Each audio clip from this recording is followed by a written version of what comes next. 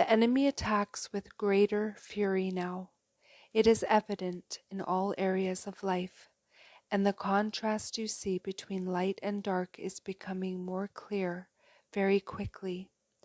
I have warned you of the great division and the separation that must take place from those who walk with me intimately and from those who do not. Those who have no knowledge of the truth are being manipulated to a greater degree than ever before, and most have no idea how they are being used. You are and will continue to see more and more manifestations of the demonic in people not walking in obedience, as I am giving them over to their own lusts.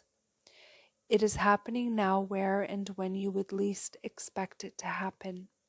This is a great sign of what is about to take place, and the sign of my imminent return for my remnant. I am measuring hearts, separating out those whose motives are not holy, pure, and righteous, from those whose hearts are in harmony with me. I see every heart and its motive, and then I decide which side the soul must move towards for this season you have now entered.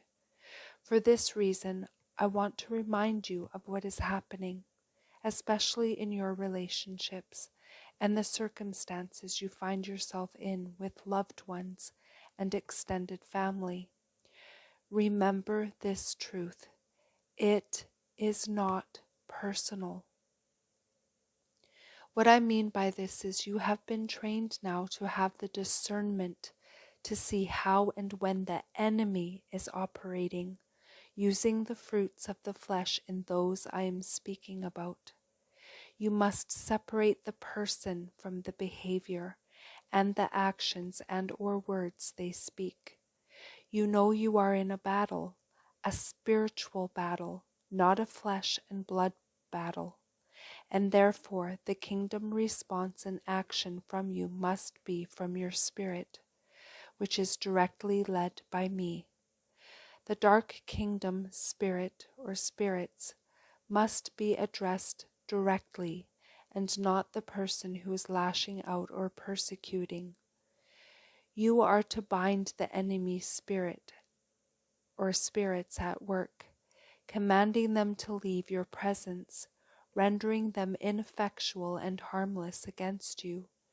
You are then to loose the fruits of the Spirit over that person or group of people, covering the entire situation with my holy blood and declaring my victory and your rightful inheritance as my heirs. You are then to separate yourselves, unless I speak to you otherwise. My children, it is now time to take a radical and powerful stand against the evil ones. With me enthroned upon your heart, nothing is impossible, and you know that no weapon formed against you will prosper. You are now facing situations where you must declare and pronounce these truths. I am strengthening you and giving you the words you need, my words, as you have become my instruments of righteousness. Wield my sword of truth and stand firm. A great shift and a great shaking is here. Most do not realize where you are in my time frame and how quickly I am coming. My children, what you will see now as the judgments rain down is not for the faint of heart. My people, however, you are not to fear, but you have been positioned to be courageous. You walk in my complete power and authority. The vast majority you will encounter as I bring judgment to the lands will be terrified and lost. You will bind the ones operating under Satan's influence and give them an opportunity to repent, or you will send them fleeing. Right now, what I ask of you is this: remain in the center of my will. Pray daily for my peace and abide in me. Do not strive.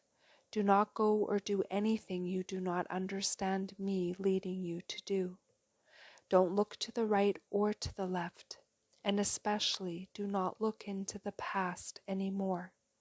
Focus and pray unceasingly. Let go of everything, because it is all going to change in the way you know it now.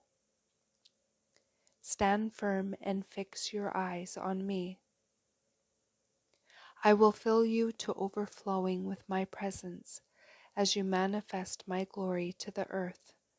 As I am the way, the truth, and the life, I will lead you and guide you, provide for you and protect you.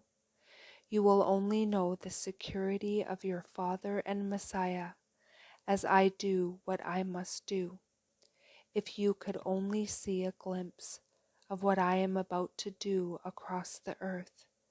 But I assure you, my remnant, and those who have made me your first love, your indwelling is upon you. So rejoice, Yahushua.